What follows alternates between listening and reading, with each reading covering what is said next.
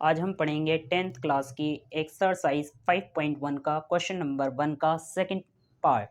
Question हमसे ये पूछ रहा है कि क्या निम्नलिखित स्थिति एपी में है और क्यों। तो आइए जानें क्वेश्चन हमसे क्या बोल रहा है। तो क्वेश्चन हमसे बोल रहा है किसी बेलन में उपस्थित हवा की मात्रा जबकि वायु निकलने वाला पंप प्रत्येक बार बेलन की शेष हवा का 1/4 भाग बाहर निकाल देता है। तो क्या ये स्थिति एपी में है या नहीं है। तो आइए सॉल्यूशन करने से पहले हम एपी के बारे में जानते हैं। तो एपी हमारे पास में क्या होती है। एपी जो है A1 A2 A3 A4 AN। AP कुछ इस प्रकार की होती है जिसमें हमारे पास इसमें A1 इसका पहला पद होता है, A2 एपी का दूसरा पद है और तीसरा पद A3 होता है, चौथा पद A4 होता है और इसी तरह से आगे तक जाने के बाद AN जो है इस एपी का अंतिम पद होता है, लास्ट वाला पद। ठीक है, इनको हम A1 A2 A3 A4 ये जो है इस एपी के पद कहलाते हैं। तो इसमें जो है एपी को चेक करने के लिए कि हाँ ये एपी है या नहीं है, तो इसमें हमें क्या चाहिए होता है कि ये जो हमारे पास क्रमागत पद हैं इन पदों के बीच का जो अंतर होता है वो समान होना चाहिए।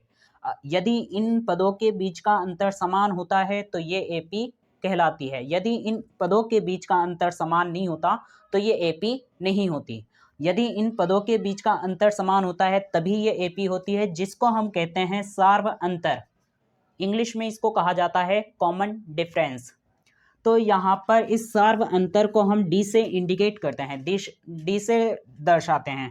तो डी के लिए हमारे पास रूल क्या होता है कि इसके बाद वाले पद से हम इसका ठीक पहले वाला पद माइनस कर देते हैं। यदि हमने A2 लिया है तो इसमें से माइनस A1 करेंगे, यदि हमने A3 लिया है तो माइनस A2 करेंगे, यदि हमने A4 लिया है तो माइनस हम इसमें से A3 करेंगे। ठीक है, तो इसी प्रकार इसमें फॉर्मूला बन जाता है कि AN में से हम जो है माइनस करते हैं AN-1। ये इसमें डी का फॉर्मूला होता है, कॉमन डिफरेंस। ठीक है, यदि हमें जो है किसी एपी को चेक करना हो कि वो एपी है या नहीं तो हमें उसमें डी चेक करना होता है।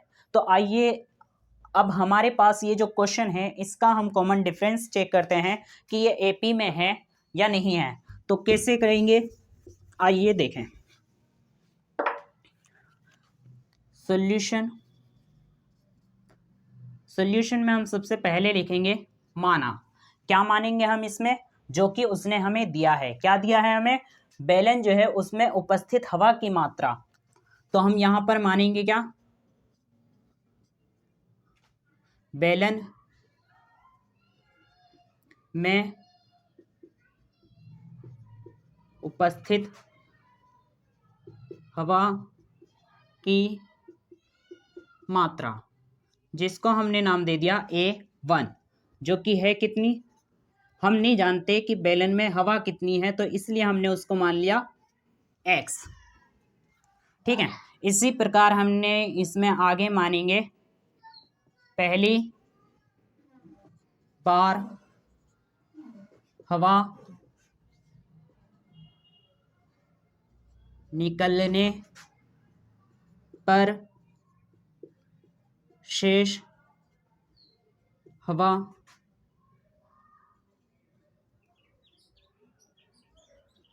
की मात्रा, जिसको हम नाम देंगे क्या, A2, जो कि क्या होगी भाई, हमारे पास पहले हवा कितनी थी सिलेंडर में मौजूद X, उसमें से हमने निकाल दी कितनी कि ये जो हमारे पास हवा थी उसका 1/4 भाग उसमें से निकल गई। तो जब हम इसको सॉल्व करेंगे तो सॉल्व करने पर देखो ये क्या हो जाएगा, 4 की गुणा x से करेंगे तो 4x, इस 4x में से एक x माइनस हो रहा है तो 4x में से एक x गया तो कितने x बचेंगे, 3x, अपॉन में बचेगा हमारे पास ये 4। तो पहली बार हवा निकलने पर जो शेष हवा बची है उसमें वो कितनी है, 3x/4। इसी प्रकार अब हम देखेंगे दूसरी बार हवा निकलने पर शेष हवा, दूसरी बार हवा निकलने पर शेष हवा की मात्रा, जिसको हम नाम देंगे कि इसका A3। तो हमारे पास जो बैलन था उसमें शेष हवा कितनी बची थी? 3x/4। इसमें से जो है कितनी हवा निकलेगी? इसका 1/4 भाग। भाई 1/4 भाग मतलब 1/4, लेकिन ये 1/4 भाग है किसका? शेष हवा का। तो शेष हवा हमारे पास कितनी थी? 3x/4। तो इसका जब हम सॉल्यूशन करेंगे तो देखो ये क्या हो जाएगा? 3x/4। इसका हमारे पास जो है ये 1/4 भाग हवा निकल रही है किसकी? 3x/4 की। तो इसको अगर हम सॉल्व करें तो क्या हो जाएगा? 3x की 1 से गुणा होगी तो 3x, और अपॉन में 4 की 4 से मल्टीप्लाई होगी तो हो जाएगा 16। अगर हम दोनों का एलसीएम ले 16 और 4 का, तो हमारे पास एलसीएम होता है 16। तो इसके बाद यहाँ पर अब हमें इसे सॉल्व करना है। तो यहाँ पर 4 की हमने मल्टीप्लाई किससे की? 16 बनाने के लिए 4 से। जब हमने नीचे डिनोमिनेटर में इसकी मल्टीप्लाई 4 से की, तो न्यूमरेटर में भी हम क्या करेंगे? 4 से गुणा करेंगे। तो अंश में अगर हम 4 से गुणा करेंगे 3 की, तो हो जाएगा कितना? 12। लेकिन ये है क्या? x। माइनस का माइनस, और यहाँ जो है डिनोमिनेटर में इसके हर में 16 का हमने 16 ही रखा है। इसके डिनोमिनेटर में हमने कुछ नहीं किया, तो इसके न्यूमरेटर में भी हम कुछ नहीं करेंगे। तो यहाँ जब हम 12x में से 3x को माइनस करेंगे तो हमारे पास ये कितने x बचेंगे? 9x। और अपॉन में ये है कितना? 16।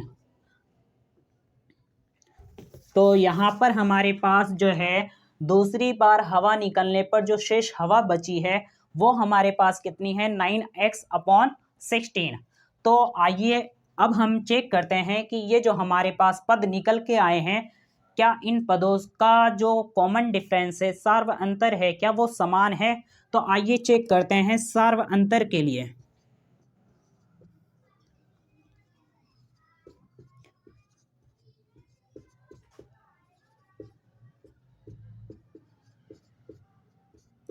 सार्व अंतर के लिए हमें जो है डी चेक करना होता है। डी के लिए हमारे पास रूल होता है A2 - A1। A2 हमारे पास में कितना है?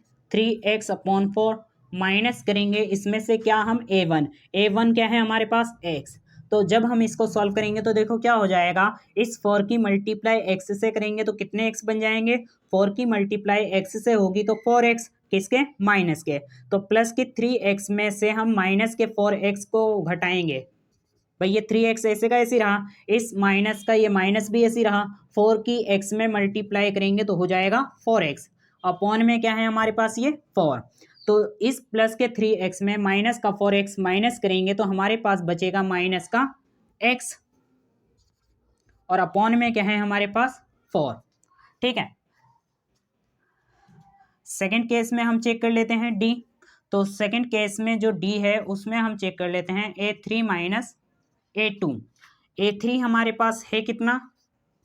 9x/16। इसमें से माइनस करेंगे हम क्या? A2 हमारे पास में क्या है? 3x/4। तो हमें इसे सॉल्व करना है। तो दोनों का हम एलसीएम लेंगे, जो कि क्या हो जाएगा? 16 और 4 का एलसीएम 16। तो यहाँ देखो 16 है, इसका भी हमने 16 रखा, यानी डिनोमिनेटर में हमने कुछ भी चेंज नहीं किया, तो इसके न्यूमरेटर में भी हम कोई चेंज नहीं करेंगे। ये 9x ऐसे का ऐसे ही रहेगा, ये माइनस का माइनस रहेगा। यहाँ इसके डिनोमिनेटर को हमने 4 की जगह क्या लिखा? 16। इसके डिनोमिनेटर में हमने जो है 4 से गुणा की है 16 बनाने के लिए। तो जब हमने इसके डिनोमिनेटर में 4 से गुणा की है तो न्यूमरेटर में भी 4 से गुणा करेंगे। तो 3 की गुणा 4 से करेंगे, कितना हो जाएगा? 12x। और 12x में से 9x जाएगा, क्यों? क्योंकि 12x माइनस का है और 9x प्लस का है। तो माइनस के 12x में से प्लस का 9x जाएगा, तो बचेगा हमारे पास माइनस का 3x और अपॉन में 16। तो यहाँ पर अगर हम देखें तो दोनों केस में हमारे पास जो डी निकल के आया है वो समान नहीं है। और अगर किसी भी स्थिति में जो उनके पद होते हैं, अगर उनके क्रमागत पदों का जो डिफरेंस है, अंतर है, अगर वो समान नहीं होता तो वो एपी नहीं होती। तो हम कह सकते हैं अतः चूंकि क्रमागत पदों का अंतर समान नहीं है, अतः यह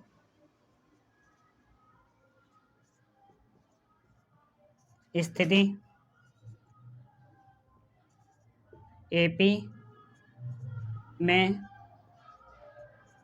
नहीं है। आज की वीडियो हम यहीं पर समाप्त करते हैं।